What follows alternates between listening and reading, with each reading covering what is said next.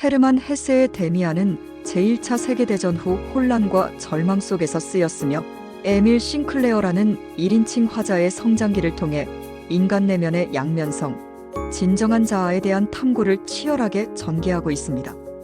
작가는 이 소설을 처음 발표할 당시 에밀 싱클레어라는 가명의 이름으로 발표하였는데 이는 주인공이자 작중 화자이기도 한 인물의 이름입니다.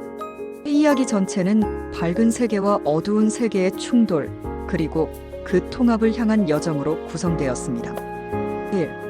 밝은 세계와 어두운 세계의 자각. 어린 시절의 싱클레어는 따뜻하고 안정적인 중산층 가정에서 자라며 밝은 세계 속에 자신이 속해 있다고 믿는다. 이 세계는 질서, 도덕, 신앙, 사랑으로 구성된 부모의 세계이며 그는 그 안에서 보호받고 있었다.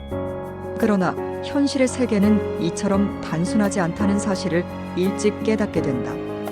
그 계기는 프란츠 크로머라는 불량한 동급생과의 만남이다. 크로머는 싱클레어의 사소한 거짓말을 빌미로 그를 협박하고 돈을 갈취한다. 크로머의 존재는 싱클레어로 하여금 어두운 세계의 존재를 강하게 자각하게 만든다. 이전까지는 부모님이나 교사에게 의지의 문제를 해결할 수 있었지만 이번에는 그렇지 않았다. 그는 스스로 어둠을 이겨내야 했다. 데미안의 등장과 가치관의 해체. 크로머에게 시달리는 중 싱클레어는 새로 전학 온 막스 데미안이라는 학생을 알게 된다. 데미안은 나이가 약간 많았고 또래들에 비해 매우 성숙하고 지적인 인물로 기존 도덕 질서에 의문을 제기하는 사고방식을 지닌다.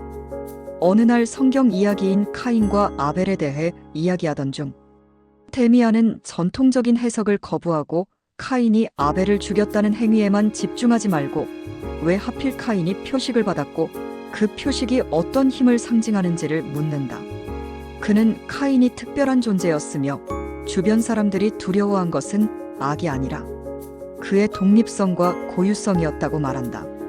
이 대화는 싱클레어의 가치관을 송두리째 흔들며 기존의 선악 이분법을 무너뜨리는 계기가 된다. 데미안은 크로머 문제도 해결해준다. 어느 날 갑자기 크로머는 싱클레어를 더 이상 괴롭히지 않게 되며 이는 데미안의 어떤 개입 때문이라는 암시가 나온다. 그러나 데미안은 직접적으로 언급하지 않는다. 이 사건을 계기로 싱클레어는 데미안에게 강한 매력을 느끼지만 동시에 두려움을 느껴 멀어진다. 3. 혼란기와 방황. 청소년기에 접어든 싱클레어는 가족과도 친구들과도 거리감을 느낀다. 그는 더 이상 부모의 도덕적 세계에 안주할 수 없고 데미안처럼 생각하는 친구도 없다. 그는 자신의 내면 깊숙이 있는 본능과 욕망, 죄의식과 싸우며 방황한다. 새로운 학교에 진학한 후 그는 술에 빠지고 방탕한 삶을 살며 자포자기 상태에 빠진다. 그는 한때 자신을 신성하게 여기던 자아를 잃어버렸다고 느끼며 내면적 혼란에 빠져 점차 타락해간다. 이 시기 싱클레어는 자신을 구원할 어떤 존재, 즉 의미 있는 존재와의 만남을 갈망한다. 4. 이상향의 여성 베아트리체의 환영. 어느 날 산책 도중 우연히 본 아름다운 여성의 모습은 싱클레어에게 큰 영향을 준다. 그는 그녀를 베아트리체라고 이름 붙이고 현실에서의 연애 상대가 아닌 영혼의 이상향으로 삼는다. 베아트리체는 단순한 여성상 그 이상으로 그의 내면에 있는 여성성을 상징하며 무질서한 감정과 본능을 정화하고 예술적, 영적 탐색으로 나아가게 하는 계기가 된다. 베아트리체에 대한 상념은 그로 하여금 다시 그림을 그리고 글을 쓰게 하며 내면의 자기와의 대화를 시작하게 만든다.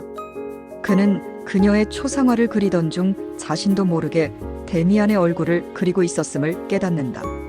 이로써 데미안은 그에게 단순한 친구가 아니라 자아 그 자체이자 정신적 스승임을 깨닫는다. 5. 암낙사스와 신의 통합.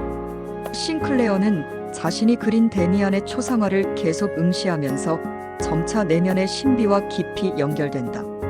그는 꿈속에서 자신이 그린 그림을 누군가가 알아봐 주기를 바란다. 어느 날 그가 다니는 학교 기숙사에 피스토리우스라는 신학생이 오르간을 치며 종교적 신비주의를 실천하고 있다는 사실을 알게 된다. 피스토리우스는 기존 기독교의 도그마에서 벗어난 자유로운 신앙을 강조하며 싱클레어에게 새로운 영적 세계를 안내한다. 그가 말하는 신은 선악을 초월한 신, 즉 암낙사스로, 이는 선과 악, 생과 죽음을 동시에 품은 존재이다. 암낙사스의 개념은 싱클레어에게 강렬한 정신적 충격을 주며 그는 신성함과 어두움의 공존을 받아들이게 된다. 신은 선한 존재만이 아니다. 신은 빛과 어둠 모두를 포함하는 모든 존재다. 싱클레어는 피스토리우스를 통해 종교, 철학, 신비주의를 넘나들며 자아의 심연을 탐험한다.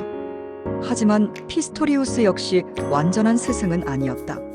싱클레어는 스승에게서도 벗어나야 한다는 자각을 하며 그의 길을 떠난다.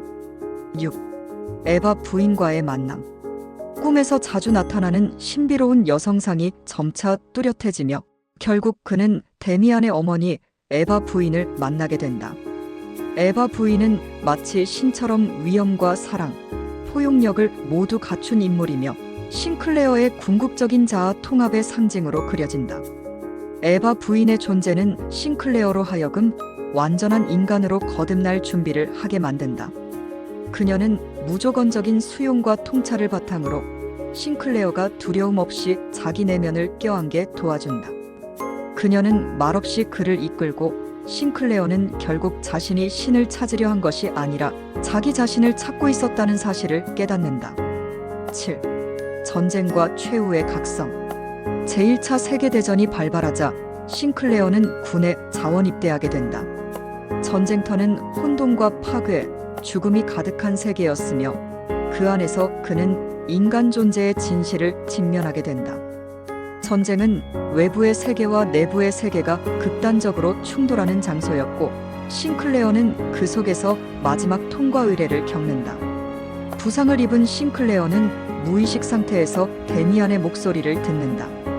데미안은 이제 나는 내 안에 있다고 말하며 자신이 더 이상 외부의 인물이 아니라 싱클레어의 내면에 완전히 통합되었음을 알린다.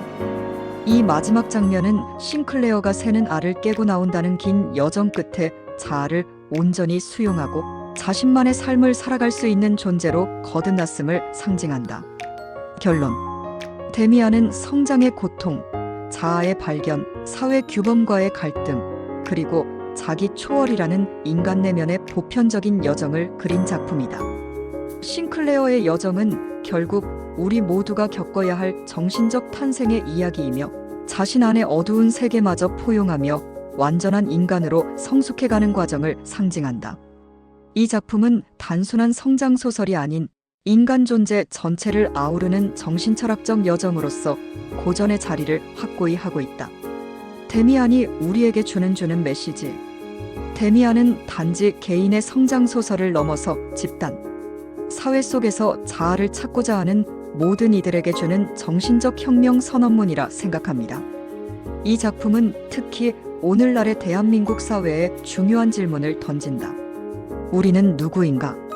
그리고 우리는 무엇이 되기를 원하는가? 대한민국은 여전히 보수와 진보, 남성과 여성 등의 이분법적 사고에 갇혀 있습니다. 선은 하느님에게, 악은 악마에게로 나누지 말고 그 모두가 우리 안에 있다고 말합니다. 우리는 모두 빛과 그림자를 함께 지닌 존재이며 사회 역시 그렇습니다. 갈등을 회피하거나 외면하지 않고 그것을 통합하려는 노력이야말로 진정한 성숙일 것입니다. 싱클레어는 끊임없이 자신을 탐색하고 의심하고 해체하고 다시 구성하는 과정을 통해 성장했습니다. 이는 대한민국 청년들에게 중요한 메시지입니다. 입시, 취업, 결혼, 부동산이라는 타인의 기준이 아닌 자신의 내면의 소리를 듣는 용기를 가져야 합니다. 그것은 외롭고 고통스러운 여정일 수 있지만 결국 진짜 나를 만나는 길입니다.